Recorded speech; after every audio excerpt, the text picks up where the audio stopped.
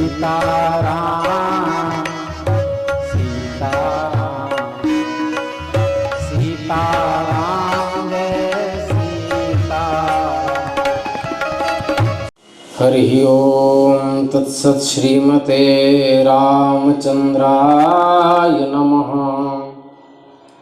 श्रीमते रामानंदाचार्याय नमः। श्रीमते मलूकदासाय नमः।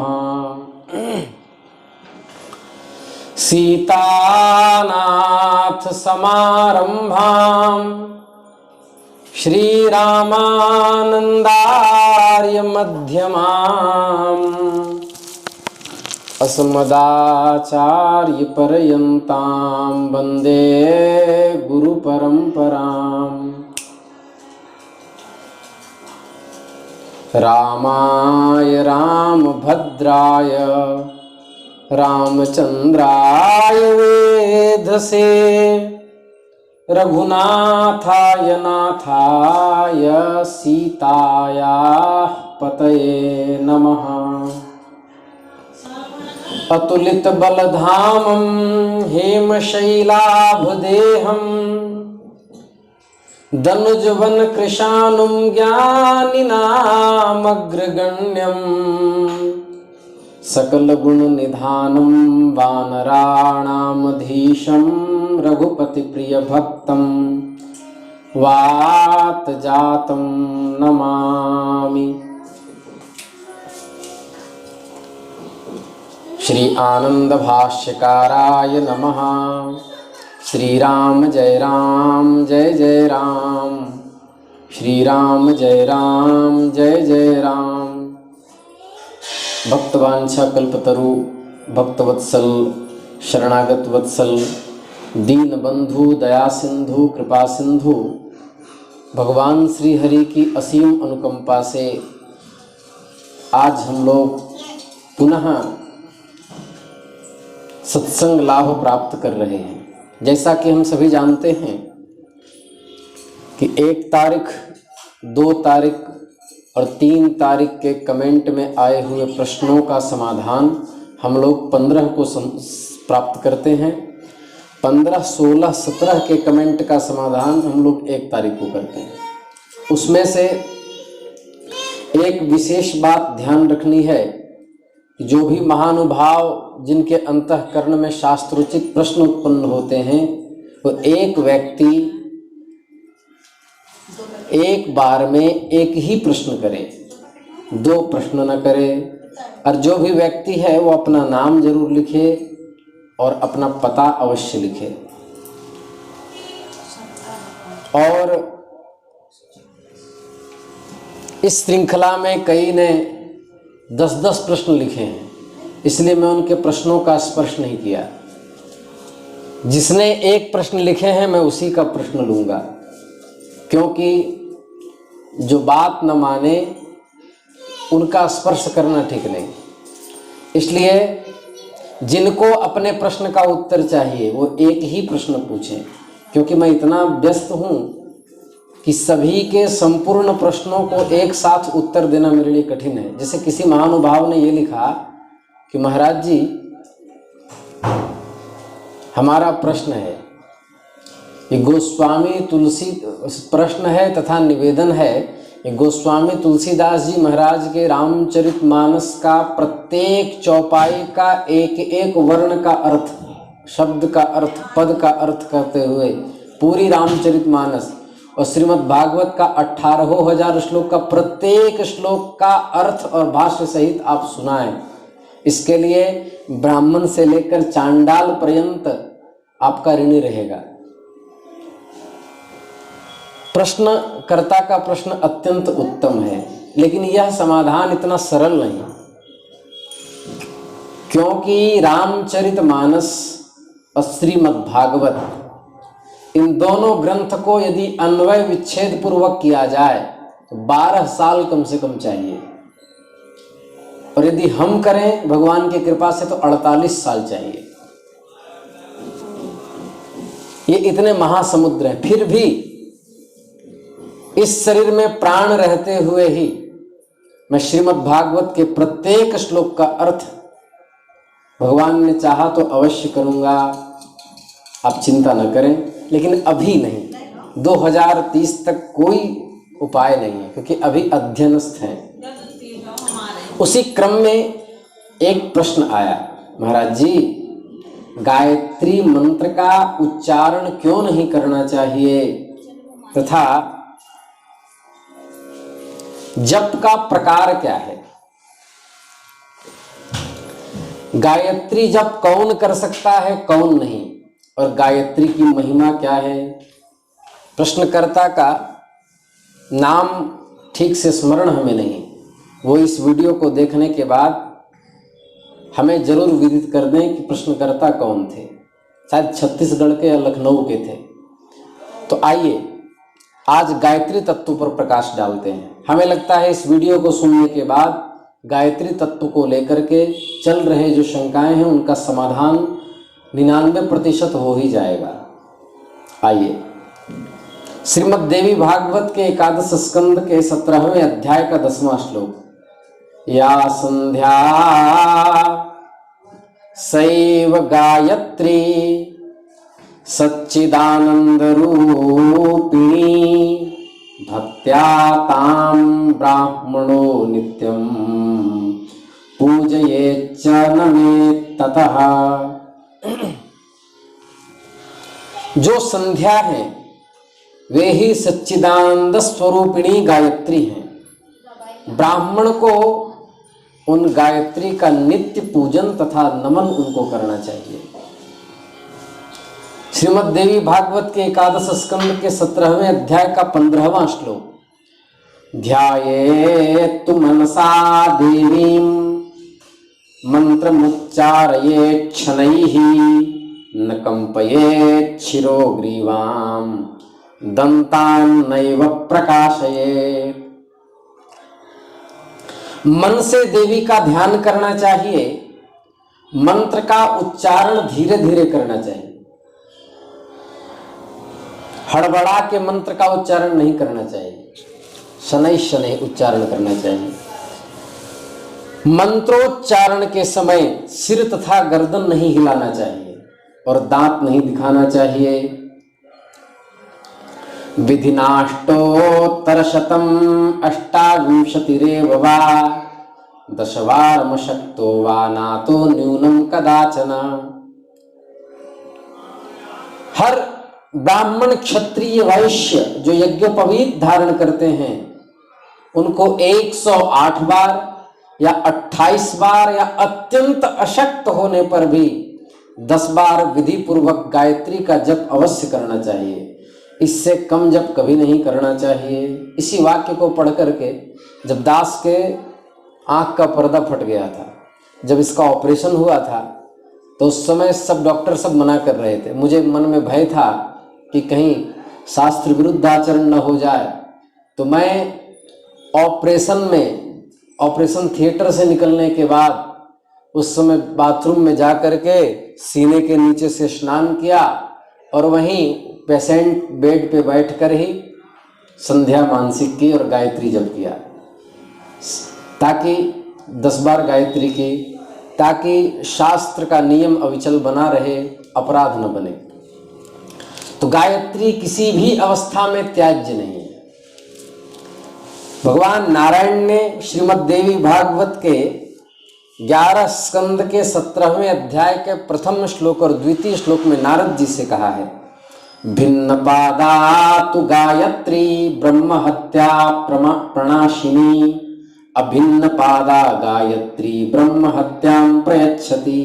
हे नारद जी, भिन्न पाद वाली गायत्री ब्रह्म हत्या का शमन करने वाली है तथा अभिन्न पाद वाली गायत्री के जप से ब्रह्म हत्या का पाप लग जाता है। भिन्न पादा गायत्री, इसलिए अछिन्न पादा गायत्री जपम कुर्वन्ति ये द्विजाहा अधो मुखाश्च तिष्ठन्ति कल्पकोटि शतानि च।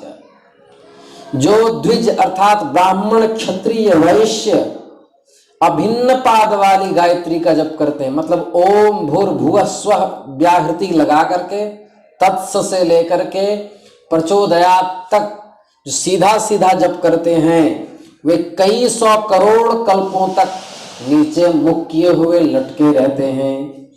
ऐसा श्रीमद् देवी भागवत में आया। इसलिए अभिन्न पाद वाली गायत्री का जप नहीं करना चाहिए। तो गायत्री जप कैसे करे? पंच प्रणव संयुक्ता जपे दित्यनुशासनम।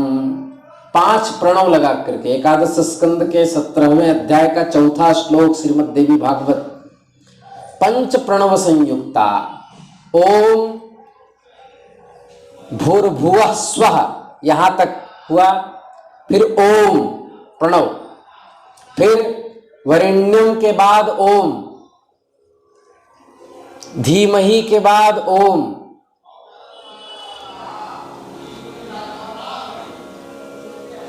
फिर प्रचोदयात् के बाद ओम। कितने ओम हुए? 5 हुए कि नहीं? ओम, स्व के बाद ओम, वरेण्यम के बाद ओम, फिर उसके बाद धीमहि के बाद ओम और प्रचोदयात् के बाद ओम। तो ऐसे 5 प्रणव संयुक्त, फिर प्रारंभ करेंगे ओम, फिर भूर्भुवः, फिर इस तरह क्रम चलेगा। ऐसे 108 बार जप करने से एक माला होता है। तो इस तरह गायत्री जपना चाहिए। गायत्री सीधा सीधा नहीं जपना चाहिए।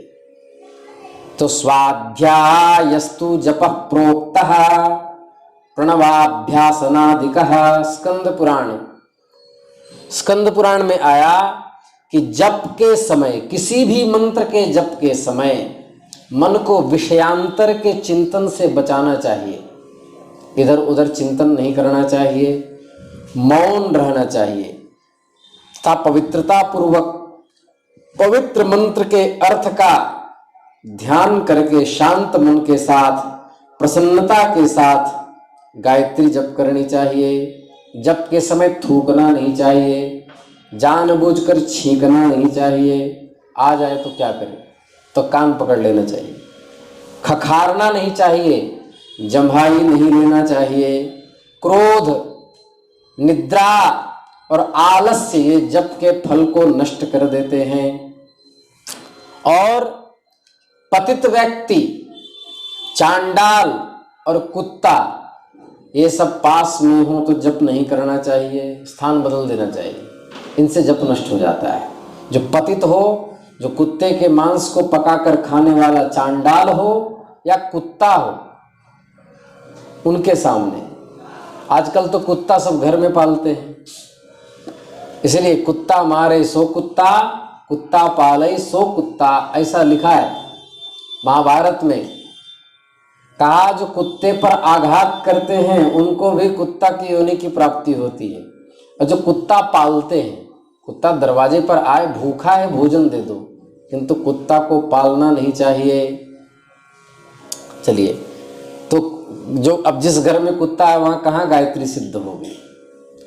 तो इसके बाद जप के 3 प्रकार हैं, वाचिक, मानसिक और उपांशु। ये जप के 3 प्रकार हैं। तो जप इस तरह कैसा करना चाहिए? जप कैसा हो? तो वाचिक अर्थात उदात्त अनुदात्त स्वरित स्वरों का ध्यान रखते हुए पद एवं अक्षरों का स्पष्ट उच्चारण वाचिक जप कहलाता है। तो वाचिक जप वहां है। विश्वामित्र कल्प का कथन है कि उदात्त अनुदात्त स्वरित स्वरों का ध्यान रखते हुए पद एवं अक्षरों का स्पष्ट उच्चारण वाचिक जप कहलाता है। उपांशु जप मंत्र का शब्द दूसरों को क्या कहे, यहां तक कि सन्निकट व्यक्ति को भी न सुनाई दे किंतु स्वयं को सुनाई दे, उसको कहते हैं उपांशु। और मानस जप अक्षर वर्णों का मन में श्वास में चिंतन करते हुए बिना जिह्वा हिलाए जो जप किया जाता है उसको मानस जप कहते हैं।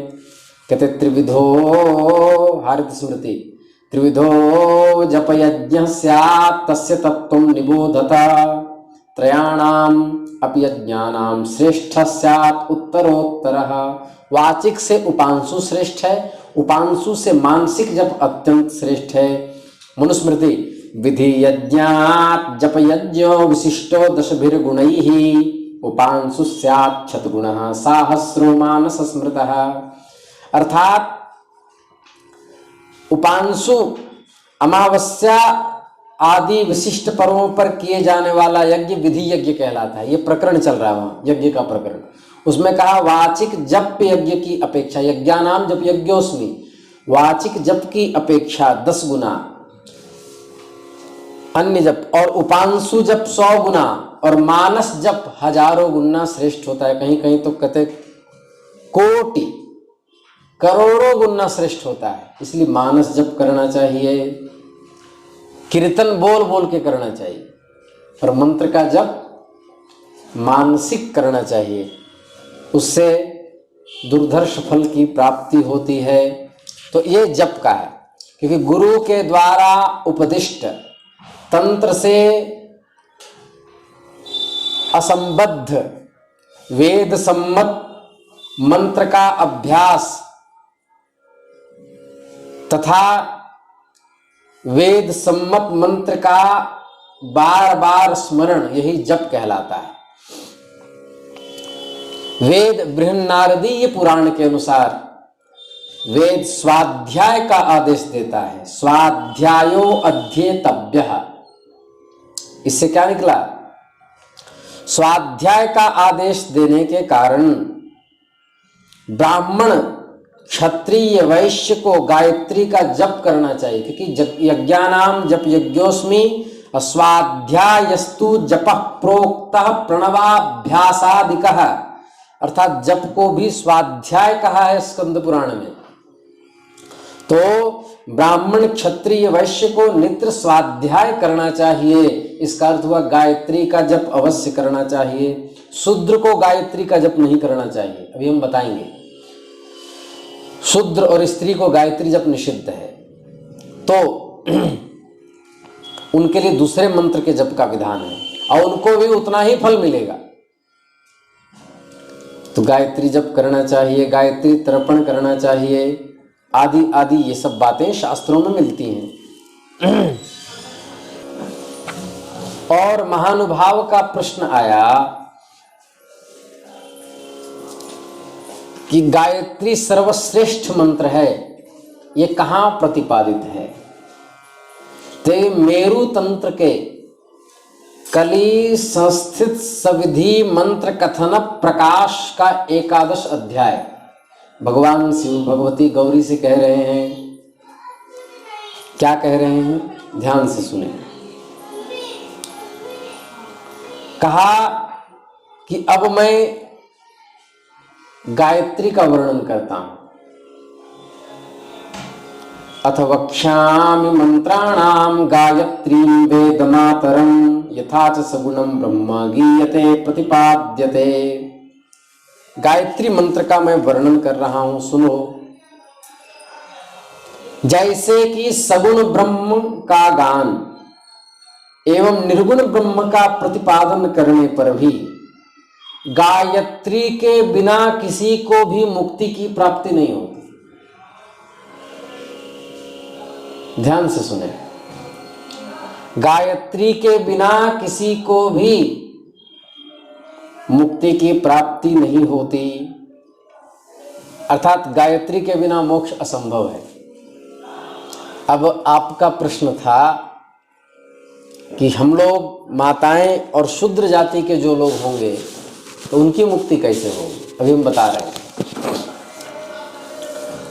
जिस महामाया स्वरूपा गायत्री का स्वयं महाकाल भी जप करते हैं, जिसके प्रभाव से ही मैं और तुम, भगवती गौरी से कह रहे हैं, दोनों दूसरे काल के समान हैं, वो गायत्री की महिमा कहने में संपूर्ण रूप से कोई समर्थ नहीं। इस गायत्री मंत्र के विश्वामित्र एवं तपस्वी अत्रि ऋषि कहे गए हैं, गायत्री छंद कहे गए हैं, गायत्री के देवता सविता हैं। गायत्री का ध्यान कितना सुंदर है।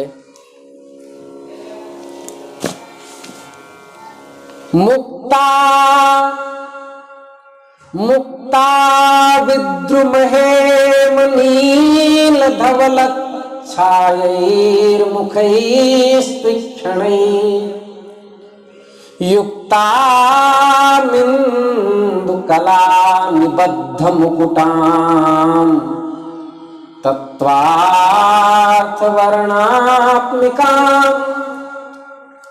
गायत्रीं वरदाभयांकुशकशा शुद्धं कपालं गुणं शंखं चक्रमथारविन्दयुगलं हस्तैर्वहन्तीं भजे। कह रहे हैं मोती, मूंगा एवं स्वर्ण से नील एवं श्वेत आभायुक्त मुखों वाली, 3 नेत्रों वाली, चंद्रकला से समन्वित मुकुट धारण करने वाली, तत्वार्थ प्रकाशित करने वाली, हाथों में वरद अभय अंकुश चाबुक त्रिशूल कपाल शंख चक्र और 2 कमलों को धारण करने वाली मैं उन गायत्री माता का ध्यान करता हूं। इस तरह गायत्री मैया का ध्यान हुआ। अब सुने, वैसे कई ऐसे पक्ष हैं जो माइक से उद्धृत मैं नहीं कर सकता, पर जितना अधिकार है उतना कह देता हूं। गायत्री में 24 अक्षर होते हैं। तत्स, देखिए पहले व्याहृति है, ओम भुः, ओम भुवः, ओम स्वः, ओम महः, ओम जनः, ओम तपः, ओम सत्यम। इस तरह पूरे लोकों का वर्णन, लेकिन मुख्यतया व्याहृति लगती है ओम भूर्भुवः स्वः, भूर्लोक, भुवर्लोक और स्वरलोक। तो वह व्याहृति है, वह वहां से मंत्र प्रारंभ नहीं है। मंत्र तत्स यहां से प्रारंभ है। तो तत्स से लेके प्रचोदयात तक 24 अक्षर होते हैं, किंतु ऐसे नहीं मिलेंगे, 23 ही होंगे। तो 24 होंगे कैसे? जप काले नियम से आप वरेण्यम जो शब्द है वहां पर नियम है। पाठ काल में नियम पढ़ते हैं और जप काल में नियम पढ़ते हैं। नियम करने से एक अक्षर हो जाएगा नी, तब 24 अक्षर होंगे। इसलिए जप करने वाले को पंच प्रणव तो लगाना ही चाहिए, नियम न करके नियम कहना चाहिए। अब ये सब ज्ञान नहीं है, सब गायत्री जपे जा रहे हैं। मंत्र को मतलब जितने अक्षर का होता है उतने लाख पुरस्चरण। अब कलयुग में चतुर्गुना, तो 24 लाख का एक पुरस्चरण होता है जिससे गायत्री मंत्र सिद्ध होता है। उसके बाद वह मंत्र का प्रभाव से प्रभावित हो जाता है। कलयुग में 24 चौक 96 लाख, 4 पुरस्चरण गायत्री का। तो प्रतिदिन 3000 करे तो लगभग 3.5 साल 4 साल में हो जाएगा। तो मंत्र को सिद्ध करने के लिए पायस, तिल, दूब, भात, इन श्रेष्ठ समिधाओं से अलग अलग 1-1 हजार हवन करना चाहिए। इसके बाद तर्पण आदि करके यत्न पूर्वक गुरु को संतुष्ट करने के उपरांत गुरु की आज्ञा प्राप्त करके विद्वान को इसका प्रयोग करना चाहिए। गायत्री, उनका प्रश्न था महानुभाव का कि गायत्री सार्वजनिक क्यों नहीं करना चाहिए, गायत्री का कीर्तन क्यों निषिद्ध है, गायत्री क्यों नहीं जपना चाहिए, अर्थात गायत्री जोर जोर से बोलना क्यों नहीं चाहिए। प्रायः जितने वैदिक हैं इस संसार में वो वेद का मंत्र बोल बोल के पढ़ते हैं, किंतु गायत्री आते ही मौन होकर केवल मौन में स्वर चलाते हैं। क्या कारण है? तो भगवान कह रहे हैं नातः परतरो मंत्रो नातः परतरं तपः तृणायन्ते महाविद्यादयः सर्वे यदग्रतः। गायत्री से बढ़कर न कोई मंत्र है न कोई तप है, इसके सामने सभी मंत्र तिनके के समान हो जाते हैं।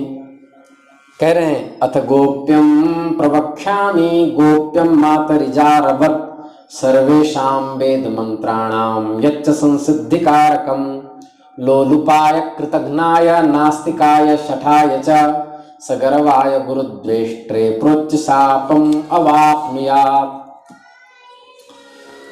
जो समस्त वैदिक मंत्रों का सम्यक रूप से सिद्धि प्रदान करने वाला है, उस अत्यंत गोपनीय ब्रह्म विद्या गायत्री का आख्यान मैं कहता हूं।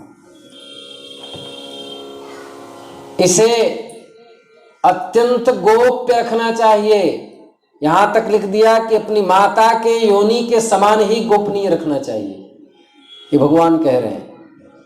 इसे लोलुप, लोभी, कृतघ्न, नास्तिक, धूर्त, घमंडी और गुरुद्रोही के समक्ष प्रकट करने पर देवता का शाप प्राप्त हो जाता है। इस गायत्री को प्रकट नहीं करना चाहिए। इसलिए हम कई पक्ष जो अत्यंत गोपनीय हैं उसको मैं माइक से नहीं कह सकता। यही कारण है कि आजकल धड़ल्ले से सार्वजनिक रूप से गायत्री मंत्र के जो कीर्तन हो रहे हैं अत्यंत ही शास्त्र विरुद्ध है।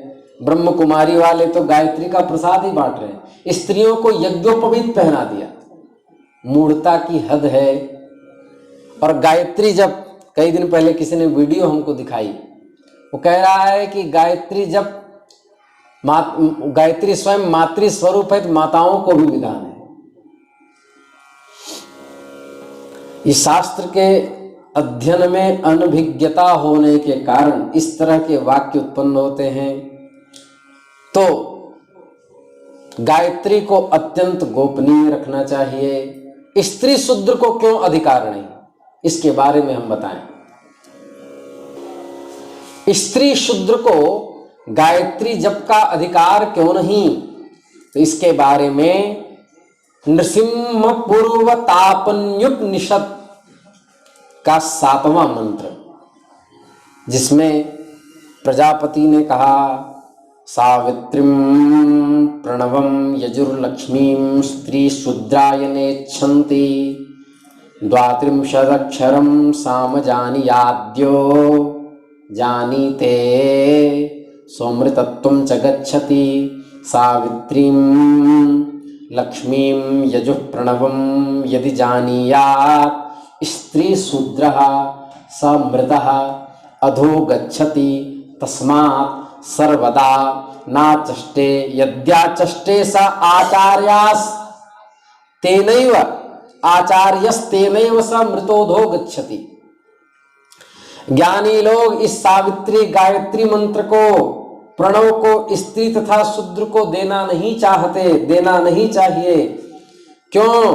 कहते हैं कि गायत्री मंत्र, प्रणव आदि यदि स्त्री और शूद्र जान ले तब उसका मरण और अधः पतन होगा। मंत्र के मारे कितने पागल हो जाते हैं।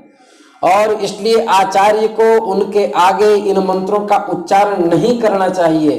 कदाचित गायत्री मंत्र का उच्चारण जो आचार्य स्त्री और शूद्र के मध्य करता है उसका भी अधः पतन होता है, सारे पुण्य नष्ट हो जाते हैं, उसकी मृत्यु निकट आ जाती है, आयु नष्ट होती है। इसलिए गायत्री मंत्र का सार्वजनिक उच्चारण नहीं करना चाहिए। अब एक बात और चलते चलते कह दें, तो स्त्री शूद्र की मुक्ति कैसे होगी? क्योंकि वो गायत्री तो कर नहीं सकती या गायत्री तो कर नहीं सकते, तो मुक्त कैसे होंगे? भैया श्रीमद् भागवत ये गायत्री का ही भाष्य है। आप कहेंगे कैसे, तो हम प्रमाणित कर रहे हैं, क्योंकि दास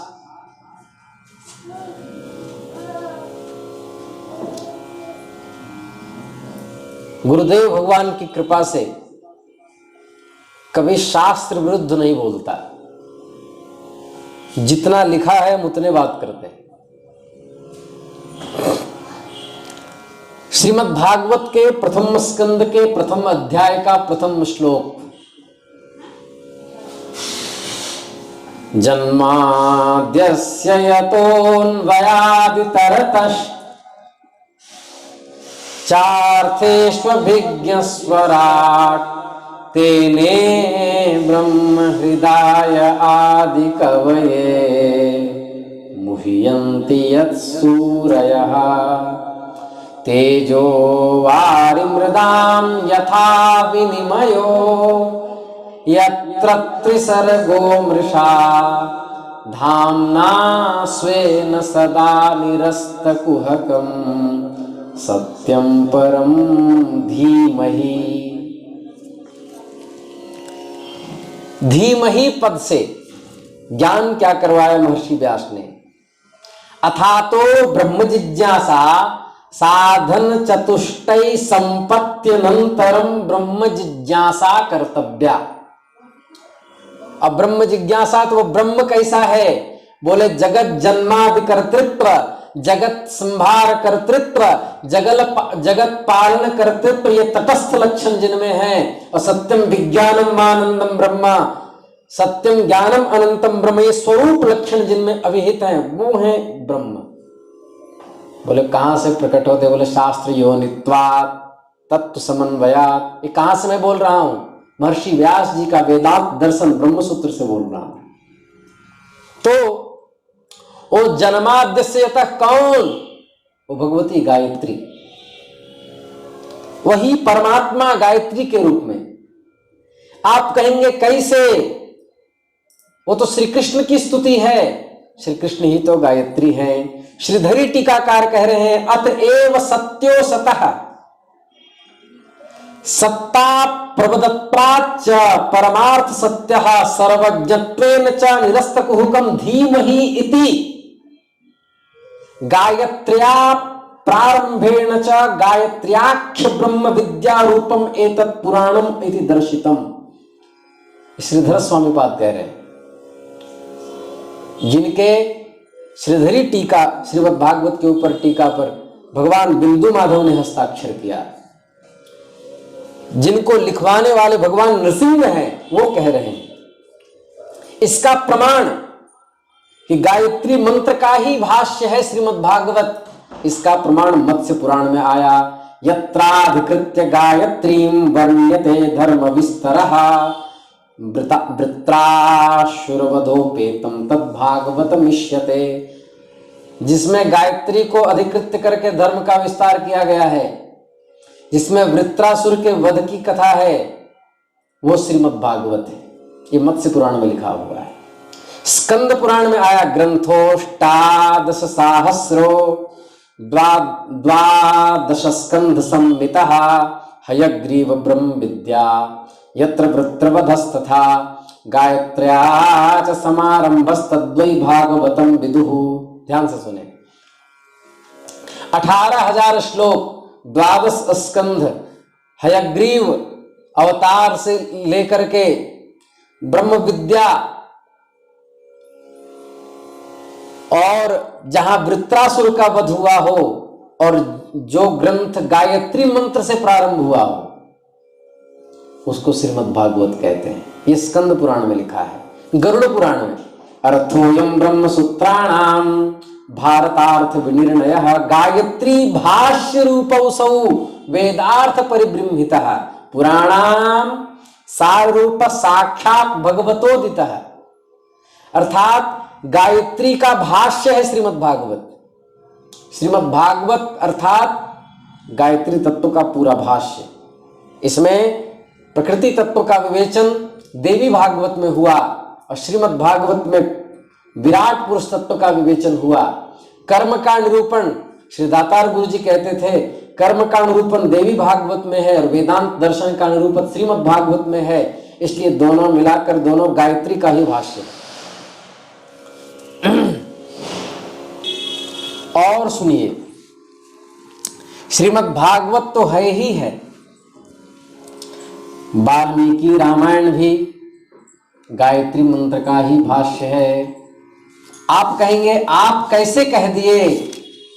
तपस्वाध्याय निरतम तपस्वी वाग्विदाम्बरम नारदम परिपप्रच्छ वाल्मीकि पुंगवम।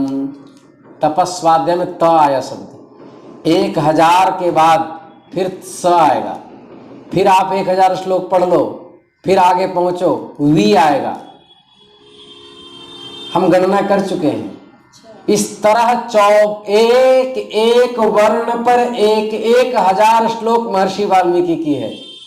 तो 24 वर्ण हैं, 24 अक्षर हैं, अर्थात जो 24 अक्षर पर 24,000 श्लोक की वाल्मीकि रामायण है। तो मैं कैसे कह रहा हूं, कोई ये कहे कि आपने ये कैसे कह दिया, तो इसके बारे में स्वयं शिरोमणि टीकाकार कह रहे हैं, लेखन मात्रे च नोच्चारणम इत्याद्यंगीकारस्तदा। शिरोमणि टीकाकार, अत्यंत उत्कृष्ट भाष्यकार, जो राम जी में इतनी अनन्य निष्ठा है कि राम के परब्रह्म तत्व को सिद्ध करने में उन्होंने संपूर्ण विद्वता झोंक दी। रामायण संप्रदाय के महात्मा लिख रहे हैं, कह रहे हैं, अत्र प्रथमः वर्णः तपस्वाध्याय निरतो त इति तत्सवितु। प्रथमः वर्णः गायत्री प्रथम वर्ण प्रतिनिधिभूतः एवं प्रतिश्लोक सहस्रादि वर्णाः गायत्री द्वितीयादि वर्ण प्रतिनिधिभूताः। इस तरह 24 हो गया है। अतएव श्रीमद् रामायणस्य गायत्री मयत्वम इति वर्णयन्ति, अर्थात श्री वाल्मीकि रामायण गायत्री मंत्र का ही भाष्य है, अर्थात भगवान रघुनाथ ही गायत्री है, ये गायत्री का भाष्य है। फिर कहा, प्रतिश्लोक सहस्रादो तादृश वर्णानाम अनुपलब्धे है केषांचित उपलब्धत्वेपि पदैक देशत्वात् अर्थवत्वाभावेन प्रयोजनाभावात् वर्णमात्र घटकत्वेन गायत्री मयत्वे निखिल पुराणे इतिहासादीनां तत्वापत्तेः इष्टापत्ते वस्योत्कर्षत्वानापत्तेः न च तद्वर्णमयत्वाभावे गायत्री मयत्वानुपपत्तिः तथात्वे। तब क्या कहा आगे चल के, अतएव निखिल वेदानां गायत्री तादिश वर्णमयत्वाभावेपि तदर्थवत्वं संगच्छते। तदर्थवत्वं च गायत्री प्रतिपाद्य सवित्रंतर्यामी परमात्म प्रतिपाद्यत्वेन अतएव आदित्य हृदय लक्ष्मण प्रतिज्ञाने प्रभु इत्यादि संगच्छन्ते इति दिक्। ऐसा करके गायत्री की महिमा बता दी। और कभी वाल्मीकि रामायण पर जब चर्चा करेंगे तो संपूर्ण टीकाओं का भाव समझाएंगे, अभी उतना समय नहीं। तो गायत्री मंत्र का भाष्य श्रीमद् वाल्मीकि रामायण है, गायत्री मंत्र का ही भाष्य श्रीमद् भागवत है। इसलिए गायत्री मंत्र में कभी शंका नहीं करनी चाहिए। तो हमारा जो ये प्रश्न आपका था कि स्त्री शूद्र का कल्याण कैसे हो, तो गायत्री मंत्र का भाष्य पढ़े, श्रीमद् वाल्मीकि रामायण का अध्ययन करे, उसका श्रवण करे और श्रीमद् भागवत का श्रवण करे, तब उसको भी गायत्री जप का ही फल प्राप्त होगा। और जो यज्ञोपवीतधारी हैं उनको गायत्री का जप अवश्य करना चाहिए। इसके कुछ प्रयोग हैं जो मैं बता देना अवश्य समझता हूँ, अवश्यम भावी है बता देना। नारायण ने गायत्री महातंत्र आदि ग्रंथों में उनका वर्णन है। नारायण ने कहा, हे नारद, मैं तुम्हें गायत्री तत्व के कुछ आख्यानों को सुनाता हूँ। पृथ्वी पर चतुष्कोण मंडल खींच करके उसके मध्य में गायत्री मंत्र का उच्चारण करता हुआ व्यक्ति त्रिशूल बनावे, इस प्रयोग से पिशाचों से रक्षा होती है। जो राजा अपनी रक्षा चाहता हो और प्रजा की रक्षा चाहता, उसको ब्राह्मणों से गायत्री जप करवानी चाहिए। और कहते हैं कि द्विज को, ब्राह्मण क्षत्रिय वैश्य को गिलोय के पौरुए के बराबर टुकड़े करके उन्हें दूध में भिगो भिगो करके आहुति देना चाहिए। इससे संपूर्ण व्याधियों का नाश होता है। आम के पत्ते को दूध में भिगो करके गायत्री मंत्र से हवन करे तो ज्वर का शमन हो जाता है, जिसको तेज बुखार हो। मीठे वच को दूध में डुबो करके उसका हवन करे तो क्षय रोग मिट जाता है। दूध, मधु और घृत, इसको त्रिमधु कहते हैं, चर्चा कर चुके हैं हम। इसके होम से, गायत्री मंत्र से होम करने से राजयक्षमा, टीबी आदि रोग ये सब नष्ट हो जाते हैं। खीर को होम द्वारा सूर्य को निवेदन करके अवशिष्ट प्रसाद को स्वयं पाते ही राजयक्षमा मिट जाता है। कपिला गौ के घृत का हवन करने से चेचक की शांति होती है। गूलर, वट और पीपल की समिधाओं से हवन करने पर गौ, अश्व और हाथी के रोग दूर होते हैं। शमी की समिधा, खीर और घृत के होम से लाल चींटी आदि, सर्प आदि जंतुओं का उपद्रव समाप्त हो जाता है। जो गायत्री मंत्र का जप करके कुशा आदि का स्पर्श करता है उसको भूत रोग नहीं होते, भूत बैताल नहीं सताते। जो साधक चमेली के निर्दुष्ट ताजे पुष्प और साली चावल का हवन करे तो पुष्कल धन की प्राप्ति होती है। जिसको लक्ष्मी की कामना है उसको पुष्पों से आहुति देनी चाहिए। ब्राह्मण, क्षत्रिय, वैश्य को गायत्री मंत्र का जप करते हुए खीर का हवन करता हुआ व्यक्ति सूर्य को अर्पण करे और ऋतुस्नाता स्त्री को भोजन करावे तो उसको उत्तम पुत्र की प्राप्ति होती है। इसके बाद कहा, बिल्व वृक्ष के नीचे जप करने वाला 1 मास में राज्य प्राप्त कर लेता है और निराहार मौन रहकर जप करने वाला 3 दिन में यमराज के पास से मुक्त हो जाता है। इसके बाद कहा, 1 सप्ताह तक नाभि पर्यंत जल में खड़े होकर जप करे तो भी वर्षा होती है। अब आप कहेंगे दिन रात खड़े रहना है, नहीं, सूर्योदय, रात्रि में गायत्री जप निषिद्ध है। सूर्योदय से लेके सूर्यास्त काल तक के अंतर्गत खड़े रहना चाहिए। अच्छा, जो त्रिकाल संध्या का जिनका नियम है, कदाचित सायंकाल संध्या यदि देर हो जाए, 8-9 रात्रि बज जाए, तो जो संध्या वंदन करने वाले नियम न टूटे इसलिए वो रात्रि में गायत्री जप सकते हैं। जितना नियम है उसके अतिरिक्त 1 माला और प्रायश्चित्त के रूप में, संध्या काल यदि च्युत हो जाए तो। इसके बाद पलाश की समिधा हवन करने पर ब्रह्मतेज प्राप्त होता है। गायत्री जप हमेशा यज्ञोपवीत शुद्ध करके करना चाहिए।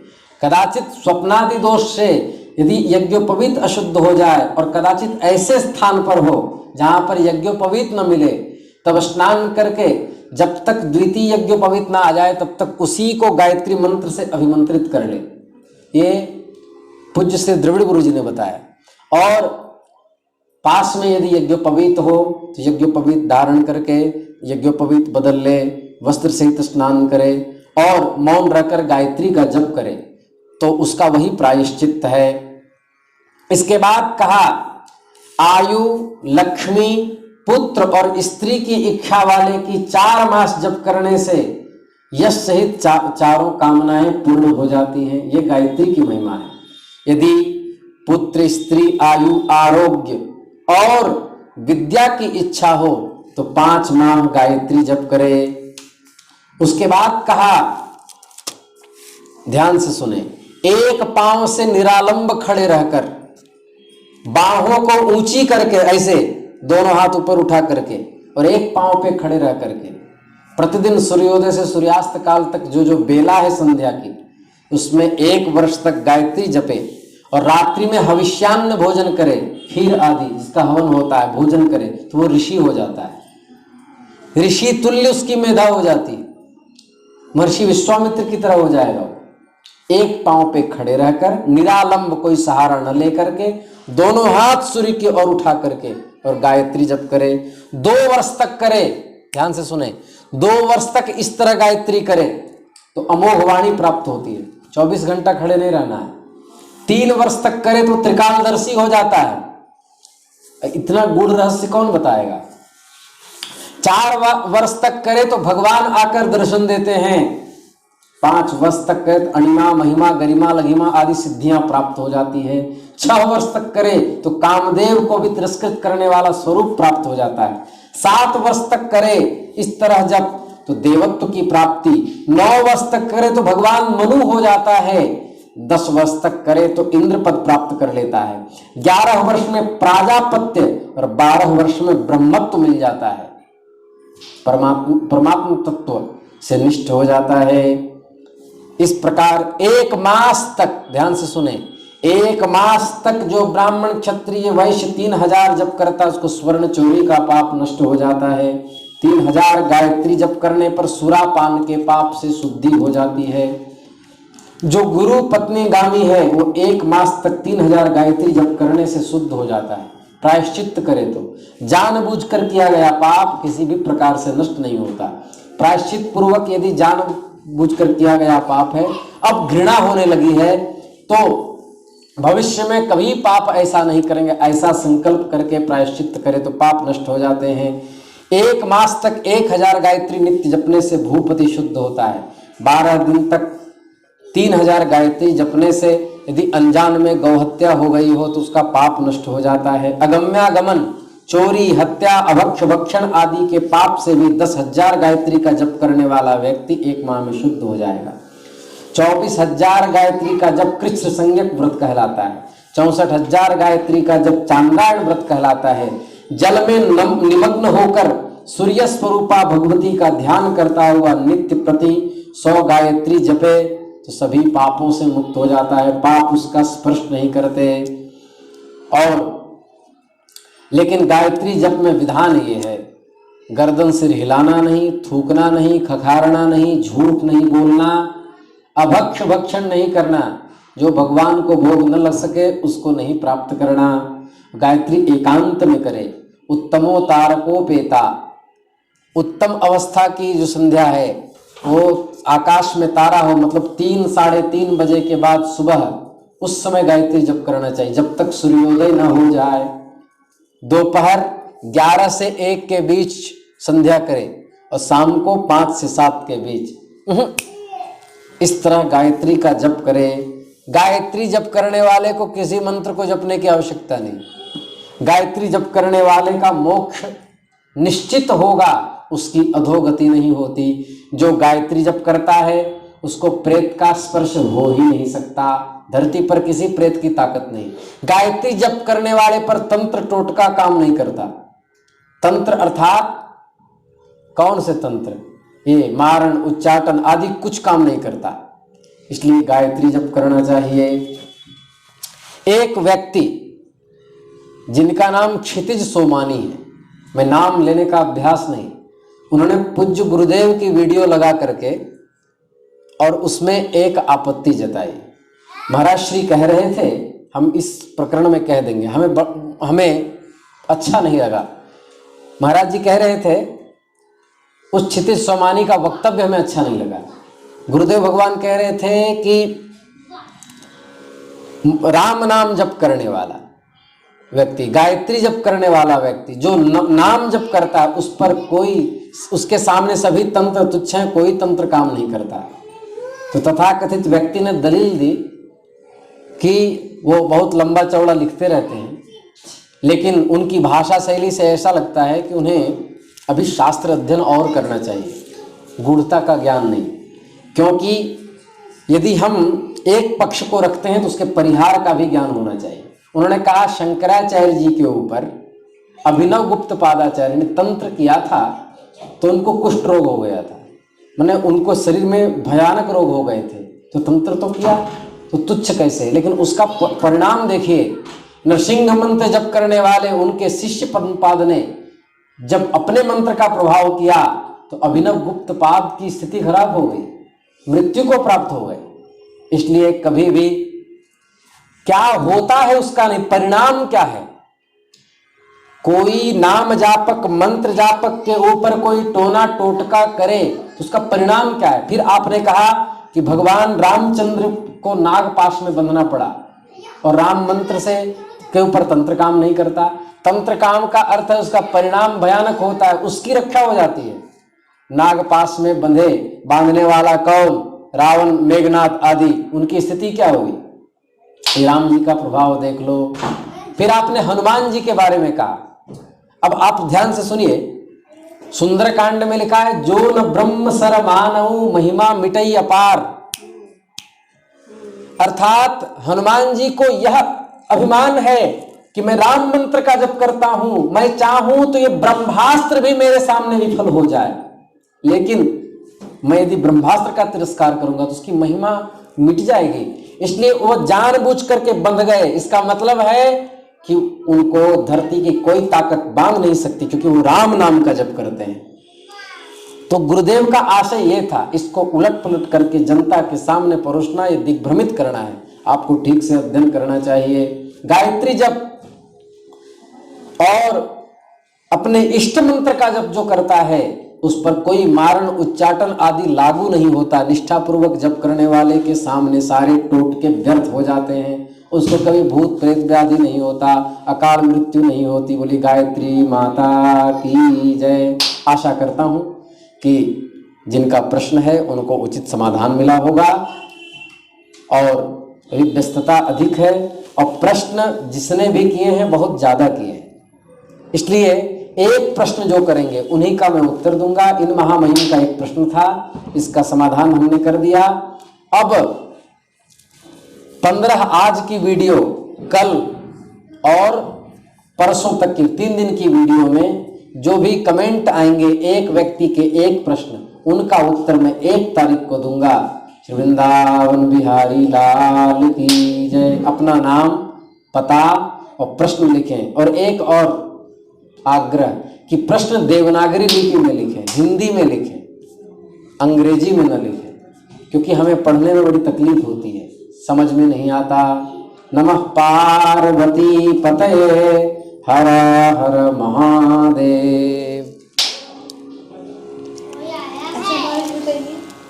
अब भज ललिते ललिते ललिते, वे ही काम आवेंगी। अब भज दुर्गे दुर्गे दुर्गे, वे ही काम आवेंगी, वे ही काम आवेंगी, जगत से पार लगावेंगी। अब भज दुर्गे दुर्गे दुर्गे, वे ही काम आवेंगी। नमः पार्वती पतये, हर हर महादेव।